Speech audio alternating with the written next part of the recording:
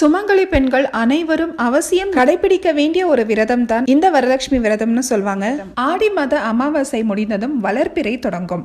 இந்த வளர்பிறை நாளில் பௌர்ணமிக்கு முன்னதாக வரும் வெள்ளிக்கிழமையில் வருவதுதான் இந்த மகாலட்சுமி விரதம். எந்த வீட்டிலெல்லாம் வரலட்சுமி விரத பூஜைகள் செய்யப்படுகிறதோ அந்த வீட்டிற்கு சாட்சாத் அந்த மகாலட்சுமி வருவாள் என்பது ஐதீகம். வருவதோடு வீட்டிலேயே இருந்து வாசமும் செய்வாள். நம் இல்லத்தில் வாசம் செய்யும் இந்த மகாலட்சுமி இதுவரை நமக்கு இருந்து வந்த துன்பங்கள் கஷ்டங்கள் அனைத்தையுமே போக்கி அருள்வாள் தேவி என்கிறது புராணம். ஐஸ்வர்ய யோகங்களை அள்ளித்தரும் வரலட்சுமி விரதம் இந்த முறை வருகிற ஆகஸ்ட் மாதம் 25ஆம் தேதி வெள்ளிக்கிழமை வருகிறது. இந்த நாளில் இந்த பூஜையை மறக்காமல் செய்து வரவும், தாலி பாக்கியத்தை நிலைக்க செய்து தாலி வரத்தை தந்து மங்கள வாழ்வு தந்து மகத்தான வாழ்க்கையை அருள்வாள் அந்த மகாலட்சுமி.